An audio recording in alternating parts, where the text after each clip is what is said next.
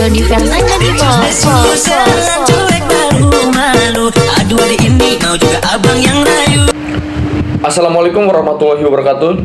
Halo semuanya, perkenalkan nama saya Willy Saputra Simatupang dengan NPM 24032010007 MKU Kewarganegaraan kelas G206.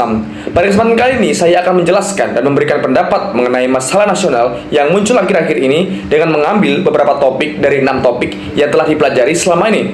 Jadi, selamat menonton semuanya.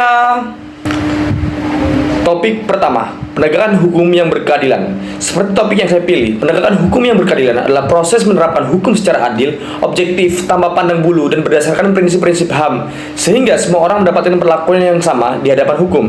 Namun, di Indonesia masih terdapat masalah nasional terkait penegakan hukum yang berkeadilan, yaitu kasus korupsi.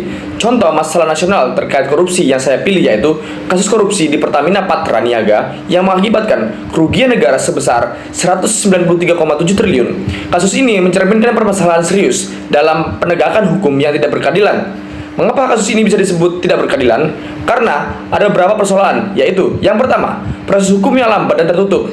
Penanganan kasus korupsi kelas kakap seperti ini sering lamban dibandingkan kasus korupsi kecil, sehingga publik atau masyarakat sulit untuk mengakses informasi lengkap terkait proses hukumnya.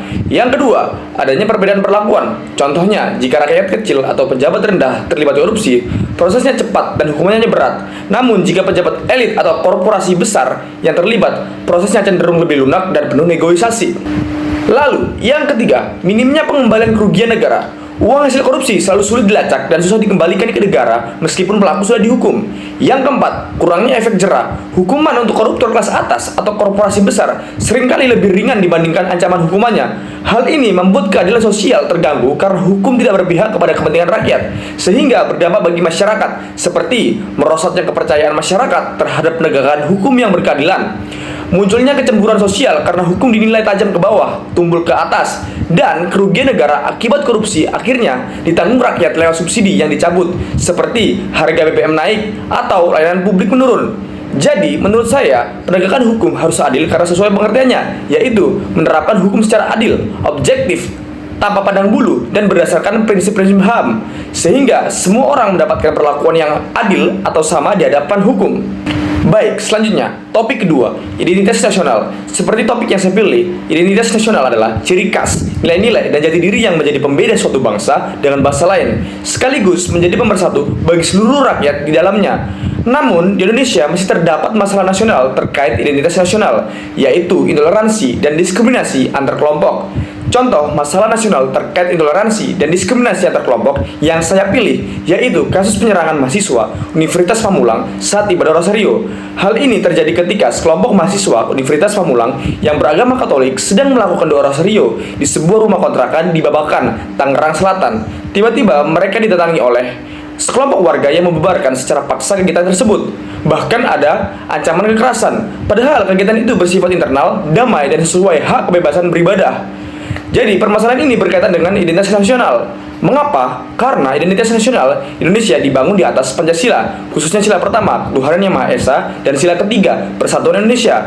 Lalu, semboyan di Bhinneka Tunggal Ika berbeda-beda tetapi tetap satu. Dan UUD 1945 pasal 28E, setiap orang bebas memeluk agama dan beribadat menurut agamanya. Dari pembahasan insiden yang terjadi, hal tersebut mencederai nilai-nilai identitas nasional Indonesia karena mengabaikan prinsip keberagaman, mengancam persatuan bangsa, dan bertentangan dengan Pancasila. Karena identitas nasional Indonesia dibangun atas dasar kesepakatan hidup bersama dalam perbedaan. Saat ada tindakan intoleransi seperti ini, karakter bangsa yang menjunjung keberagaman jadi terancam, dan masyarakat kehilangan kepercayaan terhadap prinsip keadilan dan persatuan yang seharusnya dipraktikkan dalam keseharian.